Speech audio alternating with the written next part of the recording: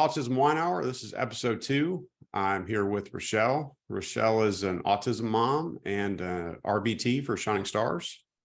A little bit about the podcast. We used ChatGPT to come up with some questions for a lessons learned podcast for parents of kids with autism, with the hopes that we can structure a conversation around those questions to get some nuggets of wisdom out of people that are experienced autism parents to people that might be struggling right now or just getting that initial diagnosis and don't really know where to go or what to do or what to expect. So hopefully you can learn a little bit about the autism experience and how to be an amazing autism parent while you're balancing your own life to live it to the best you can is kind of the goal of this podcast. So Richelle, do you want to introduce yourself? Yes. So my name is Richelyn Moskal, and I started working at Shining Stars, ABA, last year around after summer, and it's been a wonderful experience. I am a mother of a 13-year-old, and she has autism. She was diagnosed at the age of 3, and she's gone a long way. She's 13 years old. Yeah. She turned 13 on May. That's not your only kid though, right? No, I have 2 kids. Okay. I have a son, and he's in Chicago with his father. Okay. I have him, it's a custody agreement, so I have him for the fun days. Nice. And he has him for the school days. Yeah, it's awesome. So, go ahead. I didn't mean to interrupt go you. ahead. I was just going to say, so when did you first suspect your daughter had autism? Was there a particular thing that kind of piqued your concern, or like kind of nudged you to get help with something? Like, what was going on? Yes. So I was married at the time, military family. My ex-husband is in the Air Force, and we got stationed in Germany. So we were overseas. We did the whole medical, because before you can go overseas, you need to make sure your whole family member is healthy before they could, approve you to go overseas. Right. So they approved us, we moved to Germany. Everything was great. I obviously started making friends with, the people around there, military wives, everyone surrounding. And so we were at a playground, and my daughter's 3. And I didn't expect anything at first because at the age of 3, she was completely potty trained. And a 3-year-old boy comes up to me and starts having a conversation, full-blown conversation with me, like could keep up with a conversation. Right. While my daughter could only say one word: giraffe, Really? chicken, noodle. That's it. So up before then, you were just like, you just didn't have a lot of experience with being around kids, and you're just like, oh, that's just normal. That's the normal developmental, and that seeing the other kid kind of opened your eyes a little bit. Right. Yeah. So it's a first time mom. Yeah. Yeah, it was hard. So that was it. The next day, made an appointment. And then, from that appointment, the doctor went ahead and diagnosed her with autism, so we can go ahead and start getting help. Wow. So what was that like? Like, you're one day you're like just a normal new mom, like everything's fine. You think you're ahead of the game because your daughter's already potty trained at 3. And then literally the next day or the next week, you're like, oh man, I got this autism diagnosis. Like what kind of emotions does that bring up? Like how did you kind of deal with that? It was a lot. At first I didn't want to believe the doctor. Mm-hmm. I was like, no, she's potty trained. So I was in denial. It was a lot of emotions going on, but mostly denial, Yeah. Because most other kids that are not 3 are not potty trained yet, Mm-hmm. and she could say one word. She may not say a full sentence, but she can say one word. But then, I also have to realize that you can't be in denial. You have Right. to accept it, because you being in denial will just, it'll go the wrong way. Mhm. And so from there, right after that, I just went through it. You always have to go through the process of dealing with the information that your doctor gave you, that your daughter's chance of having a good quality of life are not, it's not 100%. Right. You have to go through the process of those emotions. What are those emotions like? Like what kind of came up? What did you have to kind of deal with to kind of what was the process like to go through? So after the doctor's visit, it was just shocking. Like I didn't know what to do, didn't know what, like, just total blank, pretty much. You Right. try your best to, like, it's like you're drowning. It's like you're drowning. You try your best to, like, answer the doctor's questions, try to tell them what you need. The doctor's trying their best to be very helpful, but at the same time, you're just, I need a second. Like, what is this? Um, so that was hard. It was, couldn't say anything, didn't know what to think. It's just blank. Um, and then everything was just in slow motion. Even Yeah. the car ride back home was just, it took forever. It was a lot. So It what was did the like a, doctor tell you? Like what kind of picture did the doctor paint for you? so the doctor pretty much told me that she she's at least like 40%, out of 100. Like most kids, average kids are 100%. So she's like 40%. She's nonverbal. The doctor was actually helpful too, telling me that, hey, it's a good thing you caught it early, the age of 3, Right. Very um, important. yeah, and it's right now it's very early. We don't really know most kids. Like he was comforting, and it was like Mhm. most kids, they grow up a different way, they learn different, different in different ways. And so I'll go ahead and diagnose her with autism.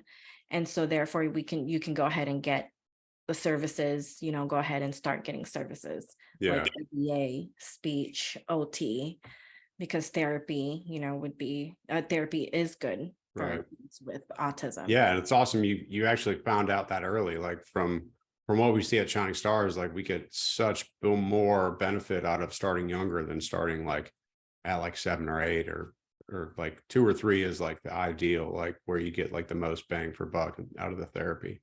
Yes. So that's really good. Yeah. And I believe it's even better now, because now they can detect sooner than age 3, Hmm. I believe. Yeah. Um, but yeah, so I found out at the age of 3. They were very helpful. The doctors have a lot of resources, and they usually know where to refer you, what referrals you need to get everything started. Um, yeah, so it was like an emotional roller coaster for like, felt like a month. Yeah. So how has that been on like how would you say like being an autism parent like either from the initial diagnosis or like during the whole journey?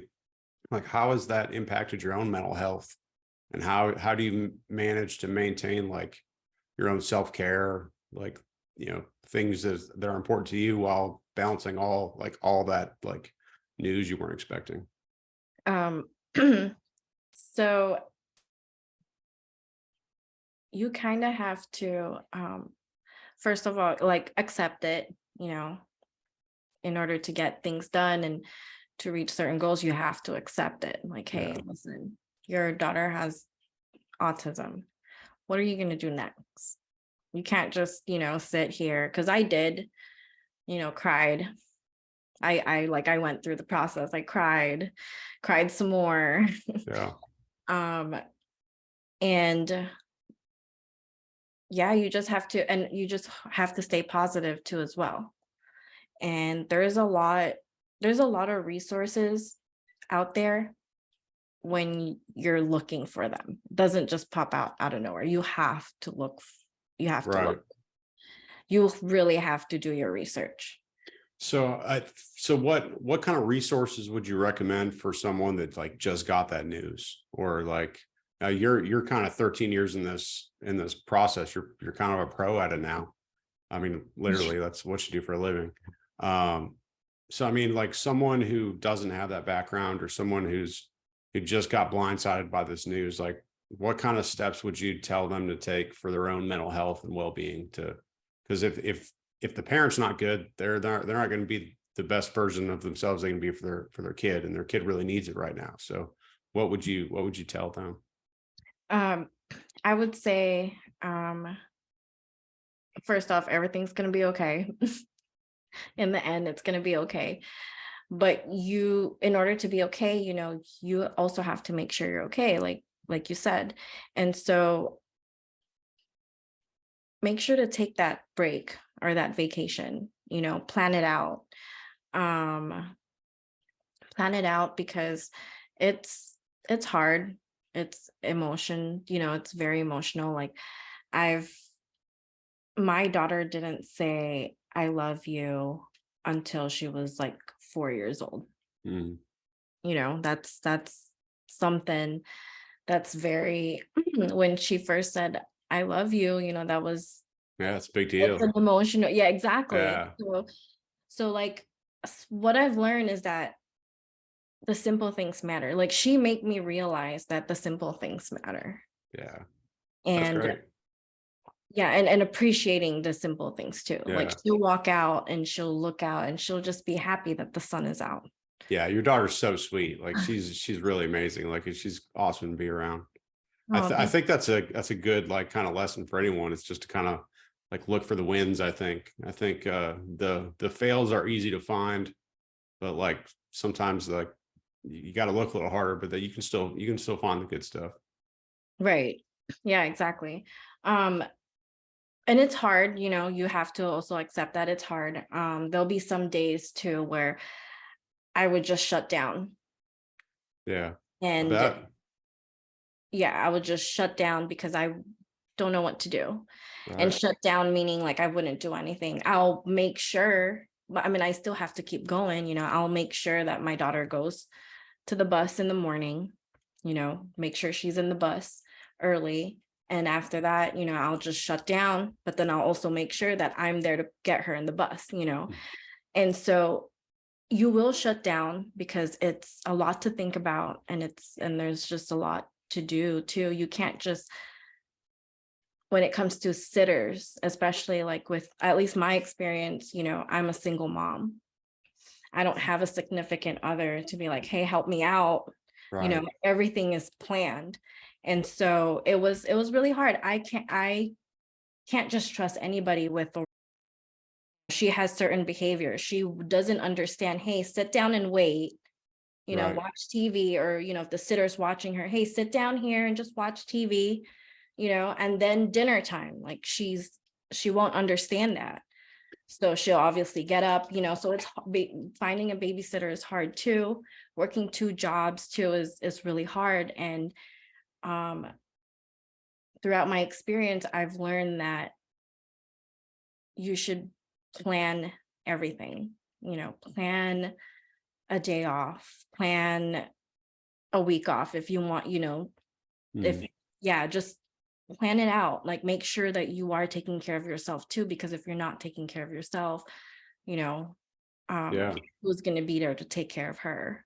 What And process did you go through? Like you've only lived in Jacksonville a few years. Like how did you find like resources to help you with a special needs daughter like on your own? Like that had to be like a hard process to, or like a daunting kind of like, oh crap, I'm moving here. Like how do you find help? How do you find a babysitter? Like what advice could you give other people? um,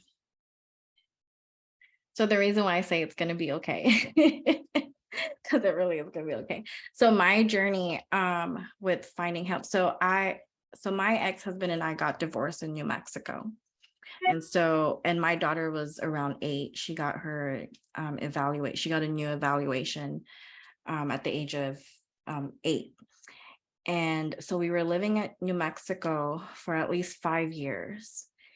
And throughout the whole state in New Mexico, they only have one autism center. So we're in the Wow. waiting list for a while. Yeah, As a parent, especially with your child is autism, there is no time. Like, you can't waste any time.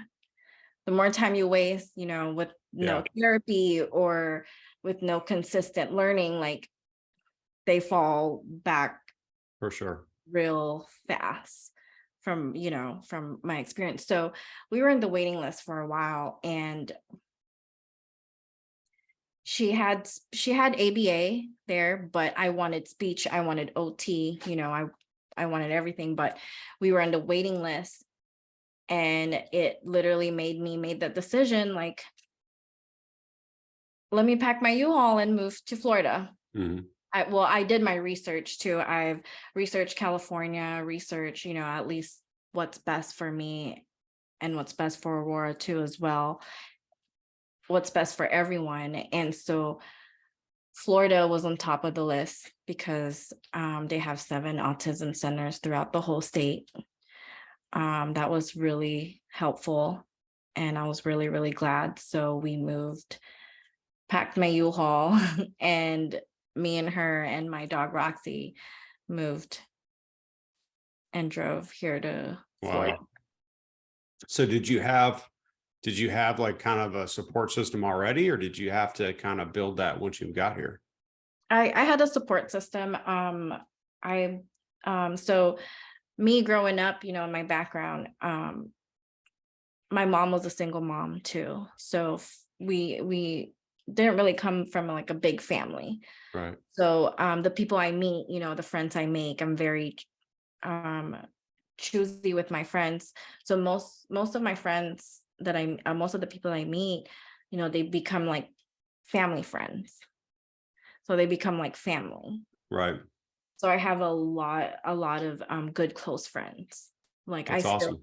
I still keep in touch with my good friends in New Mexico, with all the people that helped me there.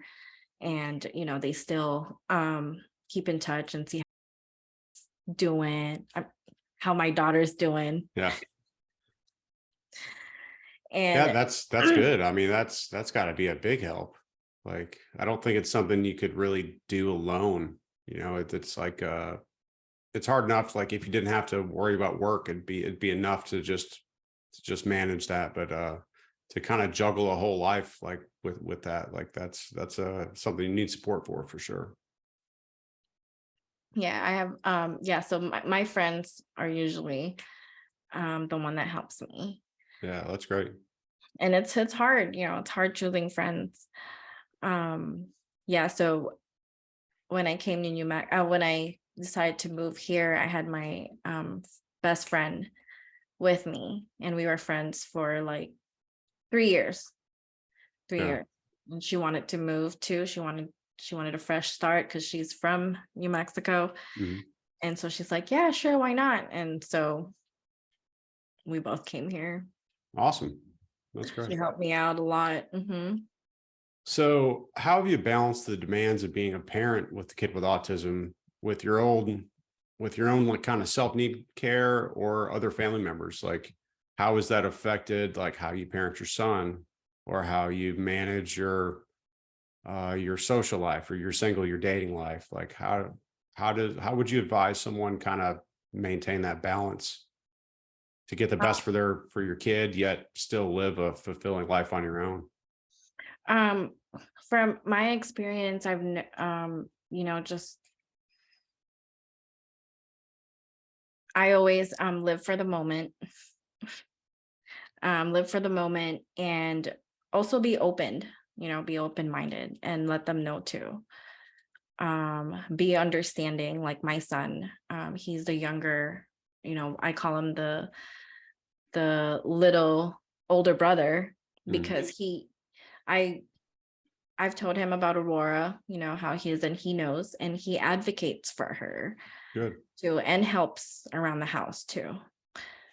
So he's a good help. And it's pretty much just explaining and letting people understand, like, especially like in my dating life, I have to let them understand that I move in a different pace because I have, a daughter with autism. Mhm. And so if they should respect that. If they don't respect that, then I'm Yeah, sorry, it's not a good fit. it's So not going to be a good fit. if this is too personal, we can skip it. But did the having your daughter with special needs, like, did that affect your marriage? Is that like part of like the reason you think you split up, or it just wasn't a good fit from the beginning? It wasn't a good fit. Yeah. Yeah, my ex-husband was very supportive Okay. with, you know, like he helped too as well. Like we couldn't get her the sleeping, like she's up in the middle of the night. And so we try to find ways to, like, she needs to have like a sleeping schedule. Mhm. So most important too, like, kids with autism, they go with schedule. So that's like when I was doing my research, that's the first thing. So I'm like, okay, we have to put her in a schedule. And so we were like really consistent with it. And so he helped me.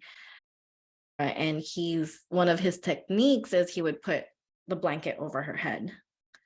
And so since then until now, she sleeps like a bear. Really, just from the blanket over the head. Yep, the That's blanket over the head until now. So we got cool. that down. So yeah, most of the guys that I meet, like they're very like that I have dated in the past, they're supportive, but it's Good. still it takes time too. Yeah, I bet. Yeah, like they um usually it's like after a year. Yeah. After a year. When they So how say like you've done this a couple times because you've moved a few times. Like, what advice would you give to someone who is on their own, like looking to move or just in need of building a network of people to kind of lean on or to help out with? Like, where do you meet these people at? Like, what would you tell someone that's not as outgoing as you are, not as it doesn't make friends as easy? Like, you're like this kind of easygoing kind of like, I assume you kind of make friends wherever you go, because you're just a cool person. But I don't know, what would you tell someone that's a little more like introverted or like kind of overwhelmed with what they have going on? Like, how does someone find help or find someone, not just like a therapy clinic, but like how does someone find uh friends to lean on to Right. kind of help out or kind of shoulder some of that burden? um there's a lot of support groups out there, you as well, you have to like look for it. um what helped me is, sorry, I kind of did a blank. We're gonna cut this off. All right, um Trying to think. take your time. Okay, so the question is pretty much to help me throughout the situation and things, people that I could Yeah, talk like how do you to and find stuff. how do you find Okay. like friends or support or Okay. So when it comes to support, it's always good to lean on the therapist, your child's therapist. Hmm. Not really lean on them, but like ask questions, make sure, to ask all the questions you need. It's also good to I I would go to well, me and my daughter, she's so okay. Sorry. Okay, start. No, you're I'm like fine.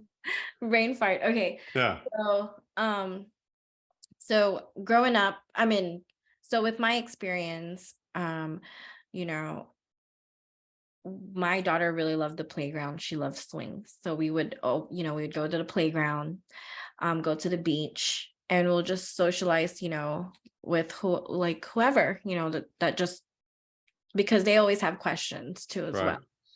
well. Um, there's a lot of people that just stare, I'll say hi. Mhm. If they have questions, I'll tell them, I'll let them know. And a lot of times, they want to know.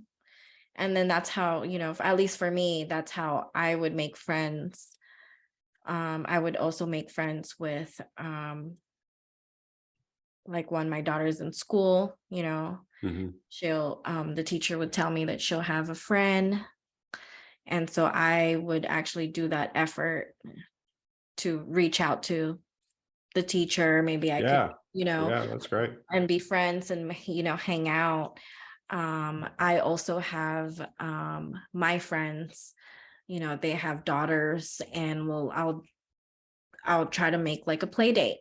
Mhm. I'm very um for play dates. Like those are awesome. Like, go on Facebook, go on, whatever. Everyone belongs in a society, Yeah.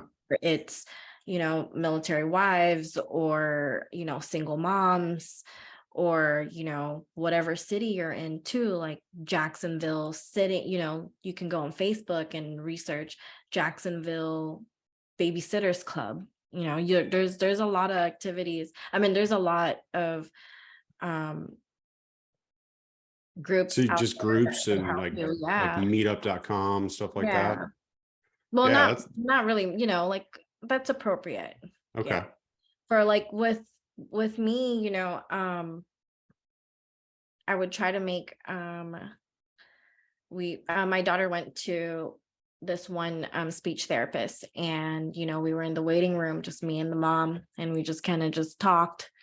And then since then, we would plan dates and go to Right. check Well, out different that's a really playgrounds. good place to look for other support, is I guess people needing support themselves. Like that'd be a Yeah, pretty good opening to have a connection with some other person, like you're both dealing with the same challenges. So that makes a lot of sense. yeah. And that helps, because then you guys are learning from each other. For sure. You guys are understanding each other's experience. And the thing that's really helps is um sharing information. Yeah.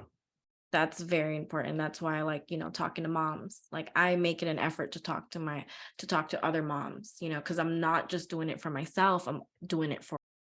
For my daughter. Yeah. I'm doing it for my daughter. Um, because as a single mom, all you can think is all I can ever think of is my daughter's future, and making sure that she is able to live a good quality, For sure. living, um, to take care of herself, be able to, go out and make money, Mhm. take care of herself. And so that's like my main goal, and it's anything to make her have those experience. So I would take that extra effort and, plan play dates, plan a social outing with, your friends' kids. Yeah. Try to make her social, just bring her out into the world pretty much, and teach her like this is life. Change is gonna happen. Yeah. She's very routine, like she has her routine, she has her schedule. And so and she knows too, she's very smart, so any change too Yeah. would she'll be upset. Mhm. So it's always good to like at least add a little change in the schedule. For sure. Like what techniques did you learn on how to manage the issues that come up with being an autism parent? Like, uh, how did you learn to get good at managing your daughter's, like, if she has like, I don't know if she has high magnitude behaviors, but like if she has, things that come up that affect her, like, how did you get good at kind of, because your daughter seems like she has, I assume it's just her personality, but it has to be from kind of your Right. input on it, like how, like So It- consistency yeah, is one of the things that really help. Consistency. yeah, that makes sense. Making yeah. Yep, consistency, making sure like it's gonna be hard at first, like because we're all human beings. We don't like change. Mhm. We adapt to change in order to survive. And so it's for her, it's consistency, and letting her know too, and making her understand like sometimes it's hard. I mean, when schedule change too, like she'll aggress. She wouldn't know, like, wait, no, you said cookie after dinner. Why am I Right, not having cookie right. now? Just simple things like that, making her wait, like, or adding different activities to her schedule. But what really helps, honestly, is being consistent, knowing that um I- I'll be back, because as a single Yeah, mom of working, I would drop her to the babysitter, and it's just being there for her, and also understanding her and knowing how she is, knowing what she wants to as well. So consistency, I would say, is yeah. helped me a lot. That makes sense, especially if your child's so schedule focused. Like consistency is really important because it's that kind of feeds into everything.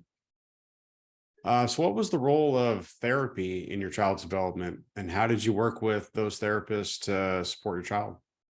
Like, what was your initial kind of experience with ABA like?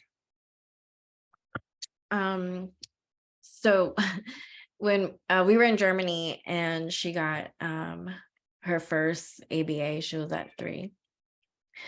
It was it was horrible.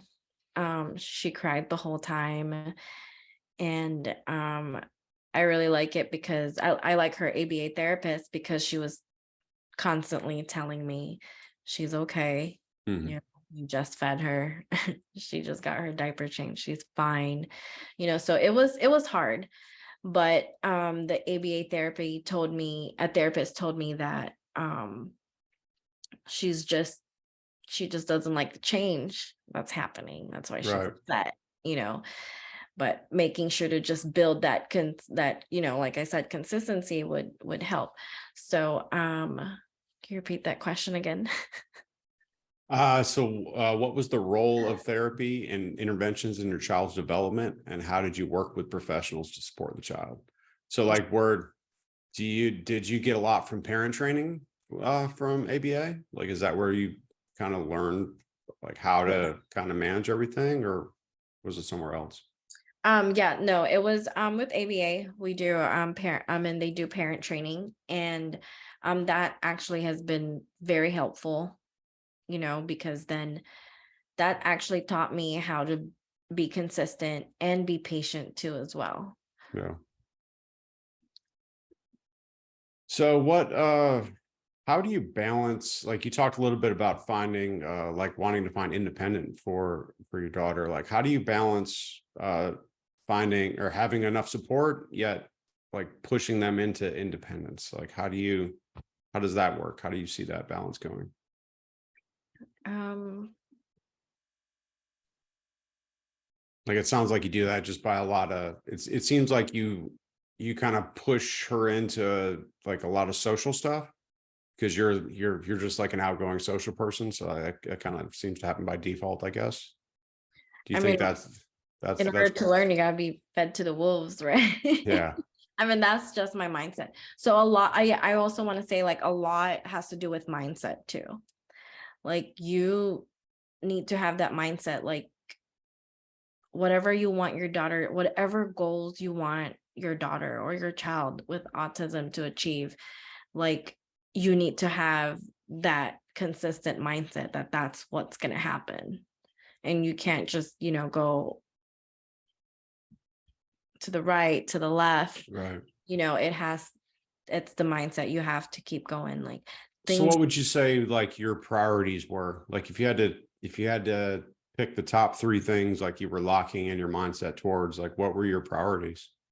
Um, my main priority is making sure that she has um, good quality of, living. Mhm. Because I want her to learn everything. That's my goal because I'm not going to be around. She's 13 years old. She's going to have her brother, Right. but I don't know what's going to happen to me or if something happens to me. So I want her to be able to take care of herself,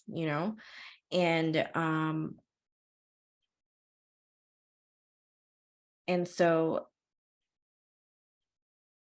I try to expose her to a lot of things if I can, with Mhm. my time, especially. Um, so I try to having a schedule is very helpful Yeah. to balance things, to having a downtime or down week too. Like that's always good. You just kind of go with the flow pretty Right. much. It's all you can do. Yeah. Yeah. I mean, make sure you have a schedule going, because consistency is key, but Mhm. everything is literally just go with the flow. Yeah. Yeah, So because what's like the biggest challenges you've run into throughout your 13-year experience? Like what were the moments where you're just like, oh my God, I don't know what I'm gonna do? so the biggest challenge for me is, at least right now,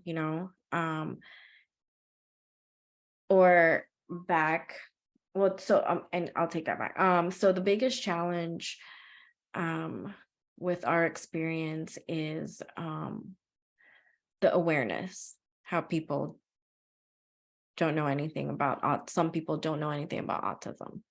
Yeah. The reason why we move here is because at least the awareness here is better than some other states, Yeah. with I mean, I have found myself constantly explaining, um condition. My son too advocates for her. That's he's such an amazing boy. Um and it's, getting the people to understand, because they look at you and they think she's just a brat doing what she wants. And Right. so the hardest for me was just explaining to other kids too as well, constantly explaining to other people. And like, I'm already dealing with my daughter, who has a lot of needs, and then at the same time, I'm we're trying to do our regular routine schedule, teacher, like I need to bring her to the groceries with me, so she knows how to shop. Hmm. And so we'll be shopping, minding our own business. We hit some encounters because people are not aware with, kids with autism or autism in general. So that's sometimes, that's a conflict that I've experienced. And moving here to Florida, is the awareness is a lot better, and it makes it better for parents too, with, with kids with autism. Good. Like, we'll go to the airport because to pick up my son from the airport, and I just tell them, oh, she has, she's autistic, and it's okay. Right. They talk to Uh, her like a regular person. I love it. They that's just don't awesome. give her a stare or like a dirty look. They say hi to her too, and I love that, and she loves that too. She loves saying hi to people. Yeah. I really like how you give your daughter always wears the tag. Like I think that tag's really, really effective. Like I would probably would you advise most people to do that? Or is there a certain like what made you make the decision to have your daughter wear the hello, I have autism kind of tag she wears all the time? For the awareness too as well. Yeah. Because I like my they say that autism kids, they don't have a lot of social skills. Hmm. you know my daughter loves to be out there, but they just don't understand her behavior, the behavior that she does. So I find it easy. She wears a tag because she's nonverbal too as well. Hmm. I have people talk to her and she won't respond back because she's nonverbal. And then, I have to explain like, oh, she's autistic, nonverbal, so I'll just have that tag around there. And for me, honestly, it's easy. People are more understanding. Right. Yeah. And, like I said, they say hi to her, and she feels, at least for her, I want her to feel normal. For sure. Like looking at people, because we would go to the grocery store. So there'll be times where we would go out and she'll be walking, but her eyes will be closed. Hmm. And I think she's just shy, or people are looking at her in a way. So since that tag, people are just more aware too. And it helps a lot with So me. you think that helps? So your biggest challenge, you think, would be that most people aren't aware of like the autism, kind of what comes with it, and So the tag kind of helps a lot with that yeah, awareness. yeah, it's pretty much, so my biggest challenge is just going out there, like normal people, going out, going to dinners, going to, being in a public place, going to carnivals and stuff, stuff like that. Um, yeah, just people not understanding. Yeah. And is there any other kind of techniques you've come up with that help you kind of navigate that to other than the name tag you have her wear? Like how else have you like what other techniques do you have to kind of make people aware of how to handle or talk to your daughter to where it's the communication's effective? And so yeah, so far just the the tag works. Yeah, it works. Yeah. It works well. She draws a lot of attention. And Does she so have a device? She has a device, right? yes, she has Yeah. she has What has been like how long has she had that? What has been the process with her learning how to use that, and how has that kind of benefited her, or what kind of issues have you run into with that? so she started her device I believe 6 months now. And Oh, so pretty recent. yeah, so just recent. At first, she didn't want it. She was just rejecting it. But like I said, consistent, just have that around her at all times. That's when she started using it. And so right now they're still trying to introduce her. I mean, they're still trying to, teach her more things because there's a lot of things that that device can do. But Yeah. I believe that she's starting to learn because she we were at the grocery store and she was pushing the cart and I was pulling the grocery store and I wasn't looking and I accidentally hit a shelf and I was like, Hmm. oh, you know, are you okay? Out of Yeah. nowhere, but I wasn't expecting her to answer, just the regular, grocery Yeah. store, like, are you okay? And then I just pretty much answered, okay, but she stopped because the cart stopped. I couldn't pull it anymore. So I like looked at her and she actually went on her device and she said, fine, and then moved on. And I was like, Nice. wow. I was like, oh wow. Okay, like so she's getting there. We were at a doctor's appointment too. And obviously I was talking, to the doctor, just how she is. And the doctor looked at her because she said she was making, noises. And the doctor said, are you okay? You're okay, right? And she went on her device and she said, pretty good. That's awesome. So your daughter has a device. There's a little bit of kind of differences of opinion on what's the most effective way to have a nonverbal child communicate. Some clinics like to, or some speech therapists like to teach ASL using sign language, so they're kind of have the ability to communicate no matter if the device is there or working or not. So you're not overly relying on the device. Right. But it seems like the device is a lot easier to learn. Right. I mean, Um, what's your opinion on which kind of which direction is best?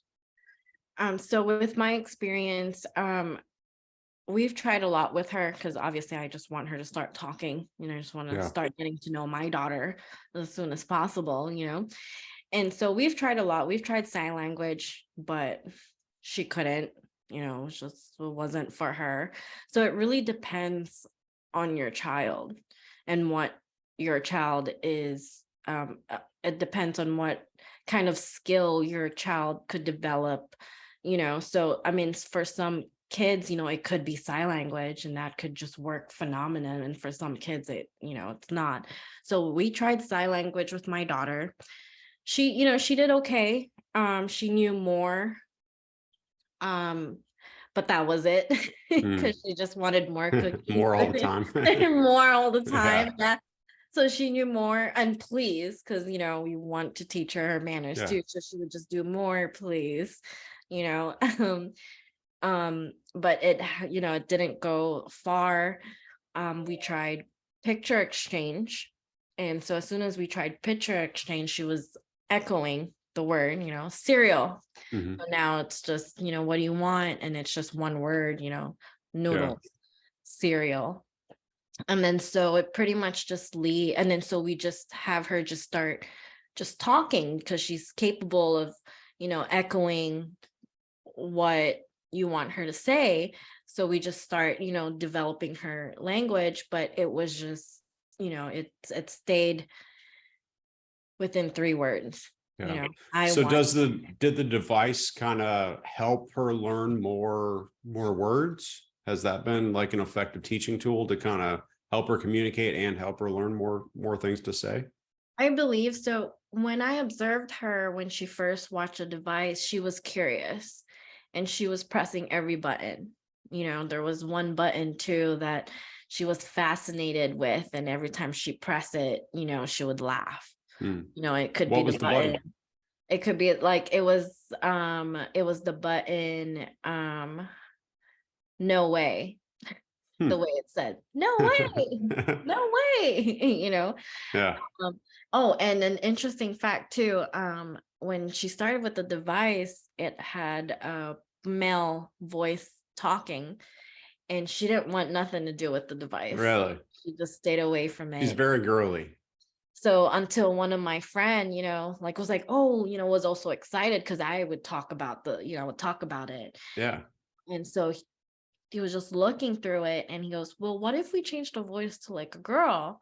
And then so we changed the voice into a girl, and then she was on it, That's awesome. exploring That's words really good advice. Yeah. and everything. And so at one point, it kind of got annoying. She kept saying, no way. I think um it was also find. She was just saying find, find, find. And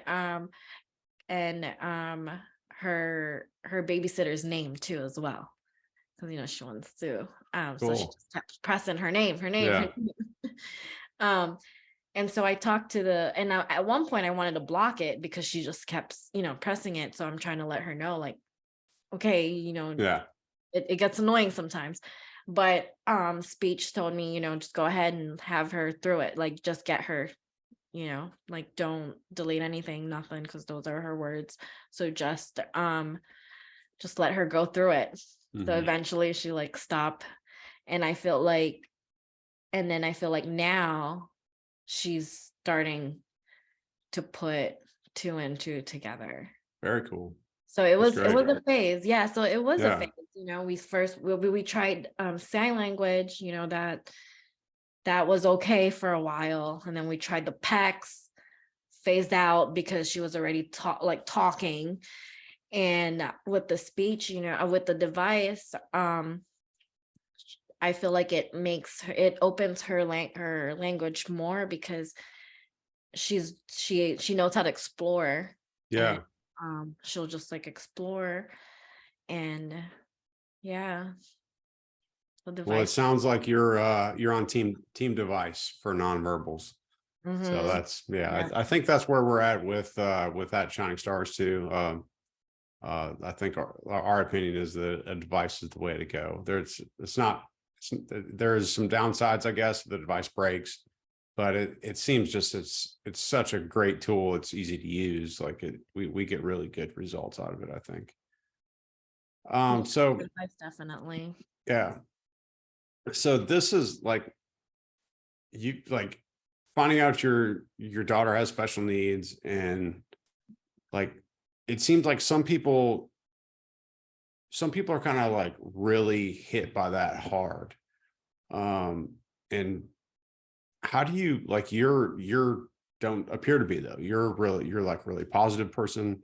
You're kind of like outgoing, bubbly. Like, how do you maintain positivity in the face of all these challenges and kind of the burden of having a special needs kid? Like, how do you maintain positivity in the face of bad news? Your mindset, you need to have that mindset. And when they say like you learn from your experience too. So the reason why I'm just try to keep it positive is because I was down there. I was literally at the bottom, to the point where what's after that? You can't really go anywhere after. You can't go more down. Yeah, only ways up. The only way is up. And so since then, because it was an emotional roller coaster. Like, it's been a really, really rough experience. It's like, I bet. It's up and down, and when you go down, you need to go back up, so every time, when challenge hits, especially with, her journey, like learning new words and like, just pretty much our daily, like day-to-day living, you just have to accept it and then find a solution.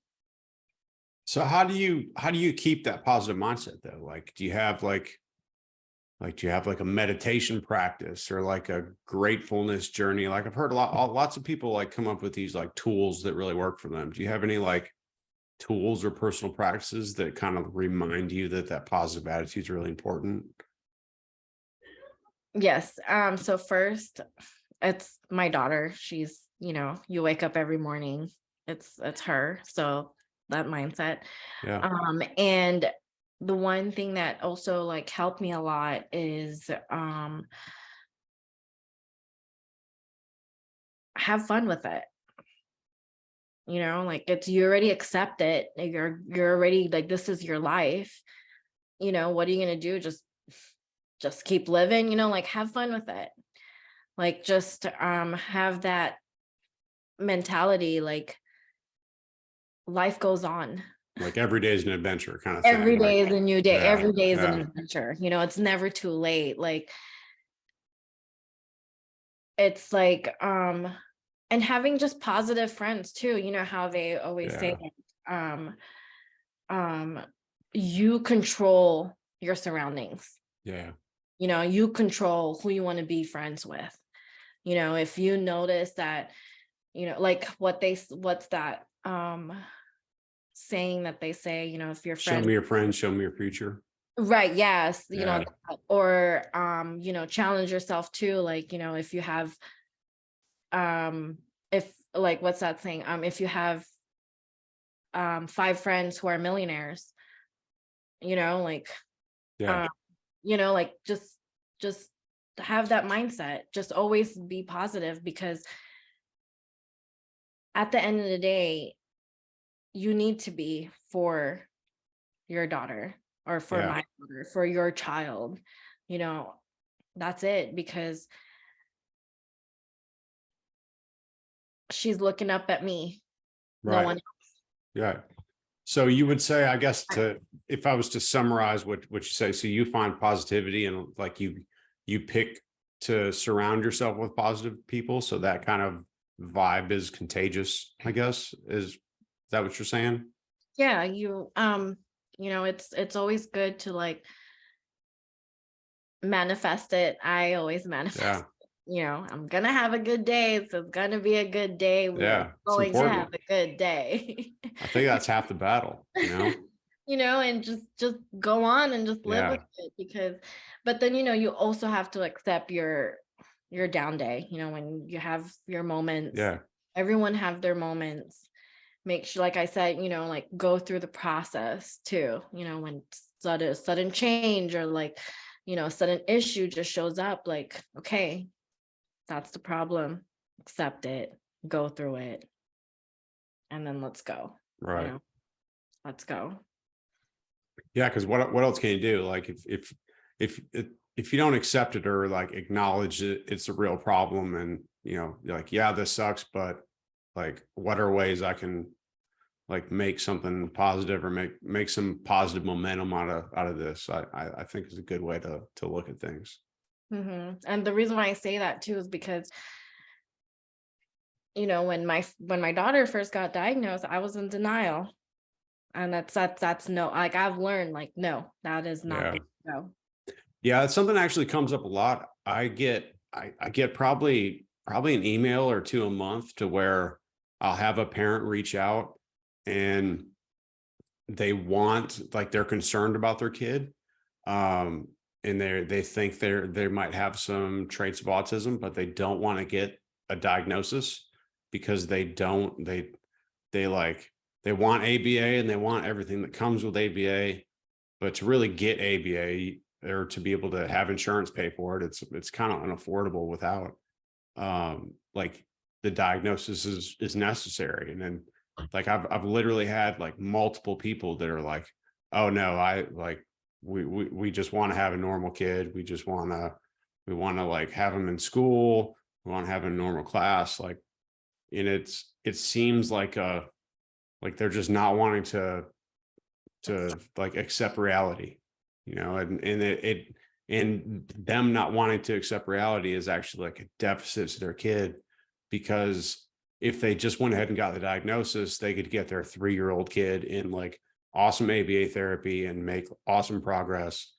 But because there's like a stigma or like their perception of whatever that diagnosis means to them, like they just don't want to accept it. And I think that's like a big hurdle people need to get around to where and only some people, like a lot of like I think the majority are quick to just do whatever is best. Right. And but I run into that pretty frequently. It's kind of surprising, really. But Yeah, yeah, I went through it.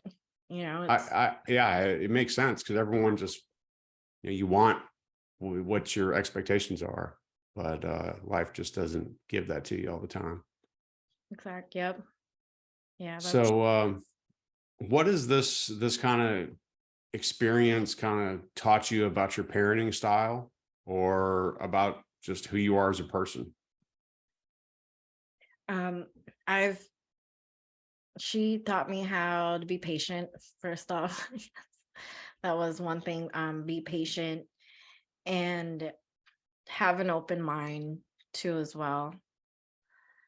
Um, yeah, just have an open mind. Um, Yeah, like, open mind and patience, I think, is definitely Patient. a good skill to have. Not just with And I'm uh still working on it yeah, still. She's helped me realize that, and taught me to be patient. yeah. So what advice would you give for parents who are just starting out on this journey that might be feeling overwhelmed or unsure what to do? Like if they're like if you could rewind and go back to you in Germany to where you're like, huh, this is weird. Like why is this other kid like talking way more and my kid's not? Like what advice would you give like that past version of you from what you know now? Um, Patience, be patient. Um, the reason why I say that is because it takes time to see progress. You know, um, I wish we live in the world where with the snap of a finger, you're Yeah. cured, or, you know what I mean? Right. Have patience, especially with the pace of your child, knowing the pace of your child, you need to have patience. Consistency is also good too, on both sides, whoever's treating your child or going to school, their teachers, or, yeah, so having patience definitely is a big thing, because I mean, I am guilty too, where I want results right away. I'm like, Mhm. okay, my daughter's been in ABA for a month. Wow, what's going on, And so you just need to have patience, and the progress is there. Like, I've seen it with with my clients and with my daughter too. It takes time. For some kids, you need to accept, and be patient, because some kids, learn and grow in a different way and Yeah. pace.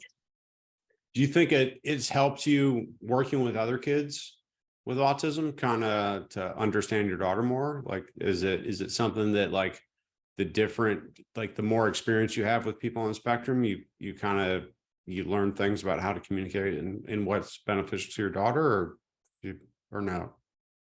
Um, it's it's beneficial, but then, at the same time, I've also learned that everyone is different. Yeah.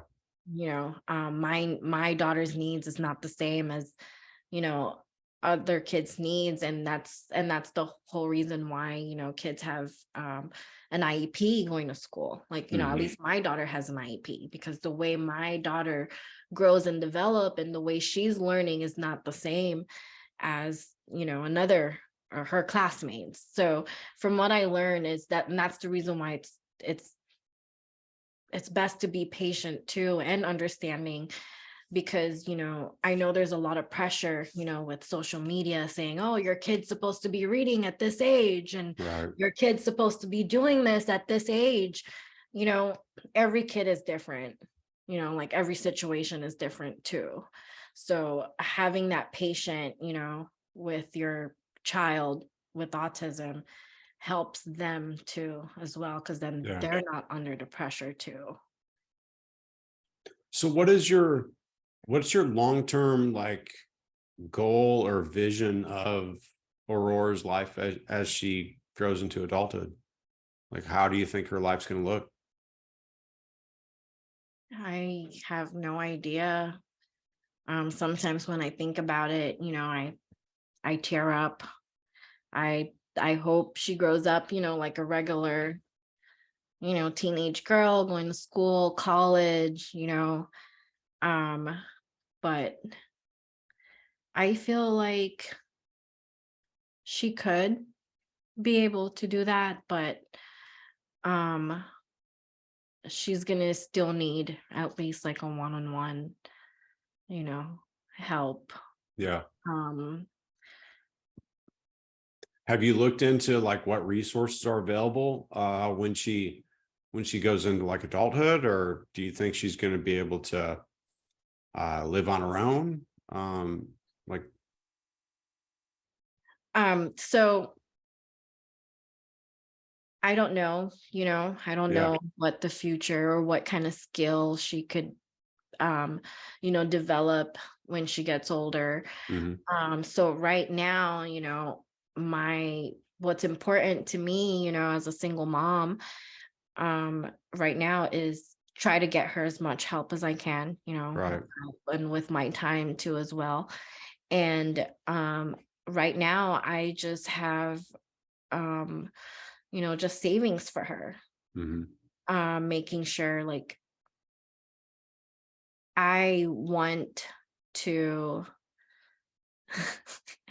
pause. Okay. Cheers.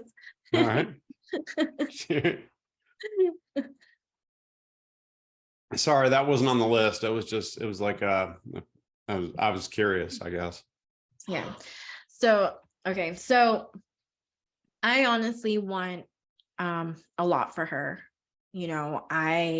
My thing is, I I hope she doesn't end up in a group home if something happens to me.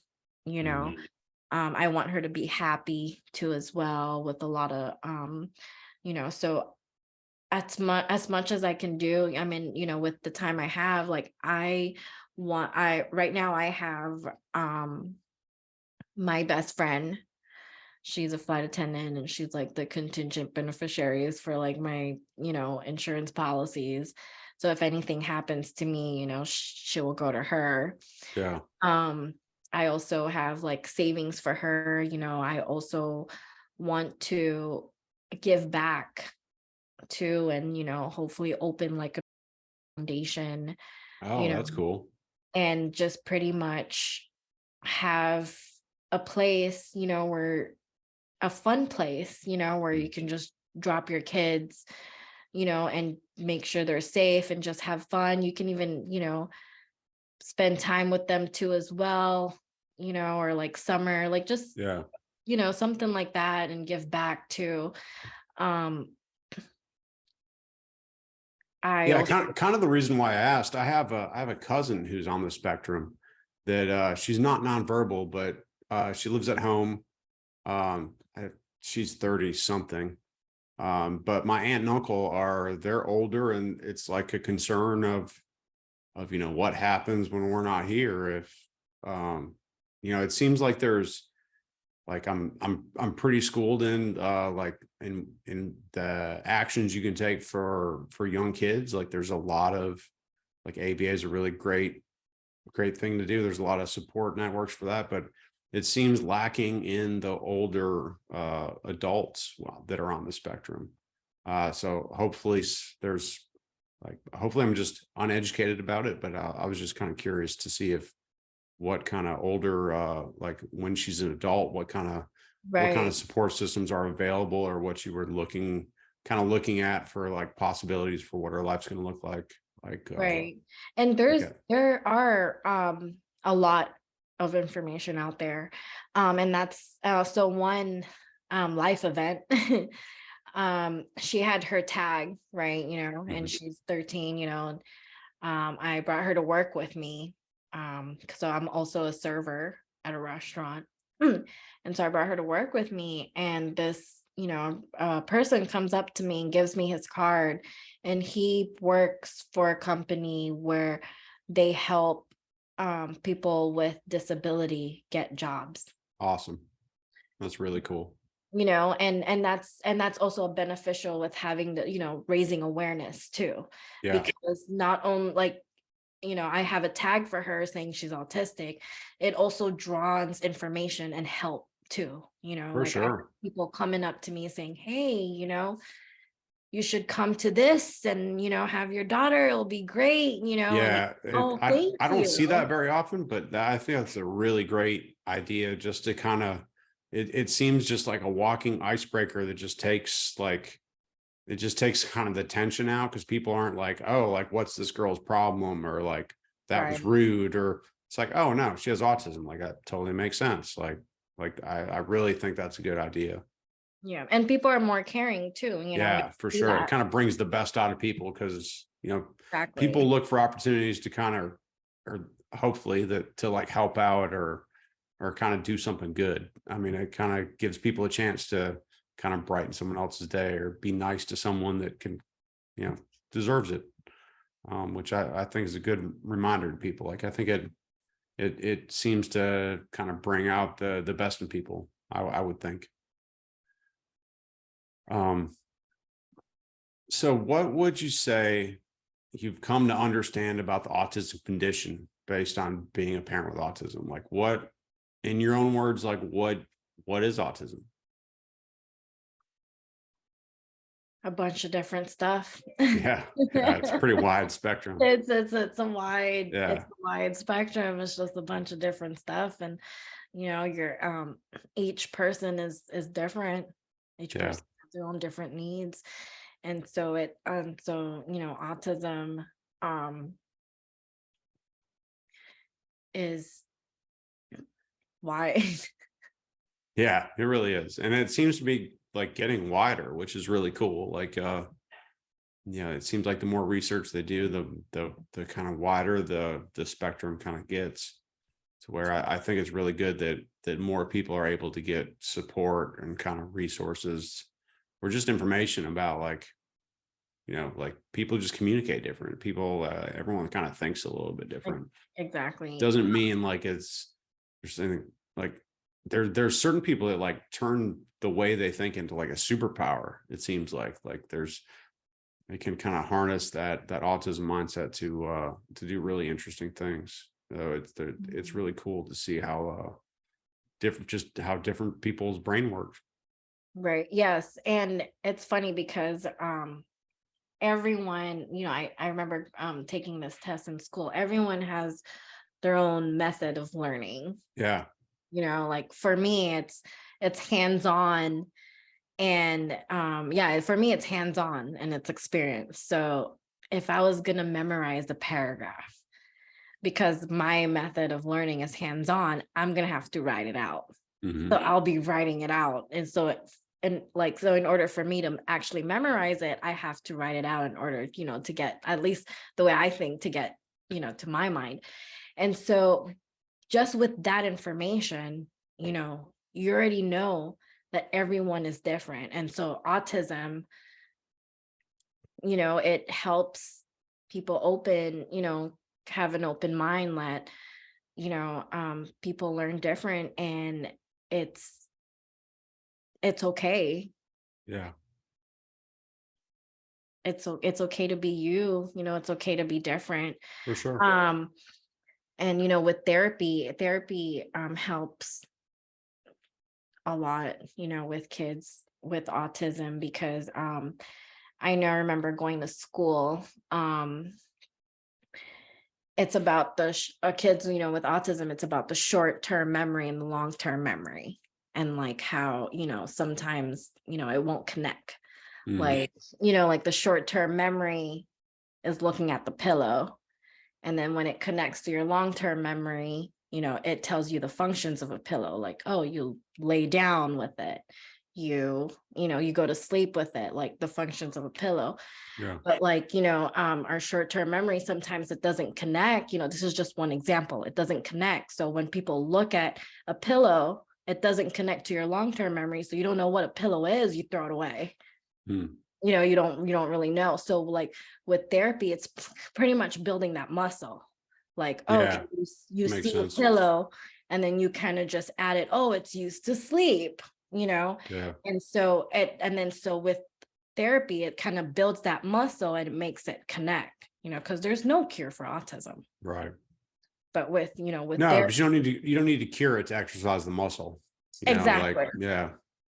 No, I'm always blown away at like the progress we're able to make with ABA therapy, and like not like not like the next day, but like, in like 6 months, like the progress is pretty fascinating. Like it's really neat to see. Yeah, and So do it's you like pay attention to brain. what's your opinion on like autism research? Do you think like do you pay attention to like what research is happening, or like if they like do you think they're going to cure autism or come up with any kind of like other interventions for it? Like how dialed are you to research that's going on about it? I feel like I feel like there should be more, research out there. Yeah. Research is it's very limited. I believe, like, I think it also goes with the funding too as well. Hmm. A lot of people have that motivation to like research autism, like what is autism, and like I love how so I'm an Eagles fan. And so, obviously the Eagles, donate to the Autism Foundation. Yeah. And so there's a lot of foundations out there, and the reason why um I feel like the research for autism should be up there. Yeah. Like we should Well, have one out of every more. 42 kids, like that's a lot of kids. Yeah, and Um, there's really not a lot of you know, f- um funding to support that, to support right. the research that needs to be done to help, find out or to help Yeah. with kids with autism. Luckily, at least my doctor is able to help me. But what about for those kids where the doctor says, oh, they're normal, but really they need a second opinion? Yeah. I have moms coming up to me saying, why is my son behaving this way? And I say, well, have you talked to your doctor? Like, have you, like try to get like a diagnosis, or like, what's up? And, they don't even know. Yeah. They're like, what? Yeah. Okay, what do I need to do? That's for sure some advice I would give parents, like, to, if there's questions about, like, if your doctor tells you your kid's normal and you're still concerned, like, to get a second opinion, because even if your child's just a little bit on the spectrum, like, therapy can really help a lot to, like, navigate or minimize those kind of behaviors, or help you to learn how to, to communicate, or just to function better. Like, it can be a really positive thing. So And I would advise people to get second opinions if they don't like the result from the first opinion. yes, absolutely. And get help as much as you can, like get all the information too as well, like especially with your doctor. Yeah.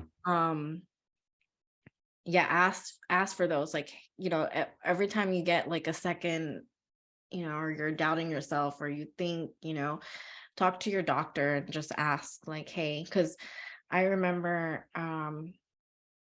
a doctor told me, like, especially with my son, I told, like, because my son's the youngest, he like went and stopped me and was like, you know what, you're concerned, let's go ahead and do it. Yeah. Like, yeah, no, you're concerned about this, yeah, okay, let's go do this, here's a referral, this and that. Like, don't be afraid to like advocate. I mean, you're supposed to advocate for your child at all time, but don't forget to, just take it pretty much, because Yeah. honestly, there's some doctors that would just be like, oh, they're fine, okay, Yeah. It's that's it, crazy. Like, bye. it's really a thing. Like, I think some doctors just aren't very educated, or they don't know what to look for. And then we send them to people that are educated and do know what to look for. And then, wow, they have an autism diagnosis. It's pretty surprising. So I think a Exactly. second opinion is really important. Yeah, and go with your instincts too. Like when I Yeah. found out my daughter was autistic, I didn't even know.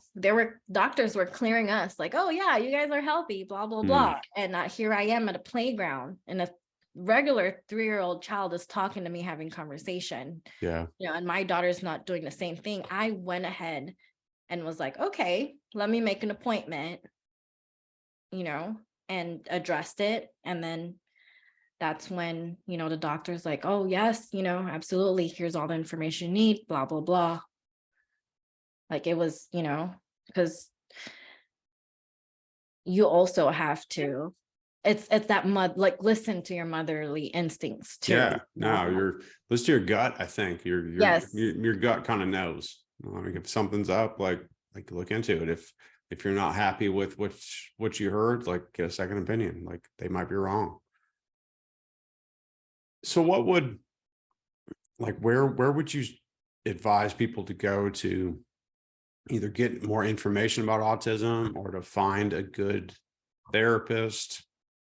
Like, where would you tell someone that was just starting out on this, to find information, or to, like, educate themselves on how to handle what all that comes with being an autism parent? um it starts with your at least with my experience with your doctor, and from what I heard, best too is your doctor. Yeah. They usually have the right information about, where to get help. But how they say, what's that saying, a squeaky wheel won't, Gets the grease. yes. Yeah. No, it's true. You, yeah, squeaky wheel gets the Yeah. grease. Yeah, so your doctor usually have all the information, Yeah. referrals, and everything. And if you're not happy with that doctor, go to another doctor. Right. Other doctor has more information than your previous doctor, Mhm. So Well, at least then you'll be able to make a more educated decision on your own. Like, like if you like maybe look at confirm some fears, or maybe you can be like, okay, like these two experts told me that this isn't something I have to worry about. So maybe I don't need to worry about it. Like, I think like it's always good to get a second opinion. yeah. For sure. And yeah, and go out there, ask, Yeah. go online, information nowadays, 2023 is underneath our fingertips. Yeah. Ask, you get a lot of information with just Google too as well. Yeah. You get a lot of information. But my best, at least to my experience, usually the doctors Yeah. would know. So be the squeaky wheel, I guess. Right. Yeah, exactly. Yeah. And because even when you put autism on there, they'll put a lot of like clinics out there too, like don't be afraid to check a speech therapist, call, or like a ABA therapist or clinic, call those and just, find information too. Like they Yeah. also have good information to give too as well. Yeah. I would like And we they would as help like an too. as an ABA owner, like we kind of know who like the best people that are most educated about seeking out diagnosis. Like, so I would advise someone to reach out in that field of what doctor they recommended if you're looking for a second opinion. I think that could be positive, because like you don't want to go to someone else that doesn't really specialize in looking for autism. Like you want to go to someone like an expert that knows that what to look for and like, what signs are there. Right. Well, cool. That's all the artificial intelligence questions I had. Um, I don't know, like, do you have any other just advice on from parents that are in your shoes that may be struggling? It's gonna be okay. I always said it's gonna Yeah. be okay. Because at the end of the day, your child, what they need. And just, yeah, be patient with them. Make sure to go through the process. Don't skip anything because it's just gonna be harder. Accept it and just face it full on, Yeah. head on, accept it, deal with it, and find solutions. Yeah. That's And all you can do. I mean, that's because that's all you can do yeah. for your child in order to, improve their quality of living too as well. Because, Mhm. You want to make sure that they can help themselves too. Right. Well, cool. This was really great. This is fun. Hopefully people enjoyed listening to your kind of tips and experience. Cheers. Cheers. If if anyone listening would be interested in being a guest, give us an email on autismwinehour@gmail.com, or check out our Instagram page. You can message us through there. Yeah, this is really great. I really appreciate you talking to me. Like, I think you're a great example for like other people in your shoes. Like, I love your vibe and like your kind of like lightness of how you you go about everything. Like, you're like a really like deeply positive person. I think it's really cool. You're like a great person to be around. So it's I really appreciate you talking to me. Thank you. Yeah. Thank you. And it's the mindset too, Yeah. to manifest. No, it's important. Yep. Like Mindset. I think that's the key to everything. I think is the perspective you look at things through. If you can look for the bad things, you can look for the good things. Like it's a pretty black and white choice. And always remember it's gonna be okay. Yeah. Awesome. Well, thank you so much. Yeah, check us out on YouTube. We're going to be streaming on Spotify and Apple Podcasts here pretty soon. And we're going to be putting out a video hopefully every 2 weeks. So yeah, I hope you enjoy, got some value out of this conversation, and hope you listen to the next one. Richelle, thanks a lot. We'll see you at work Monday. Thank you. All right. Thank you.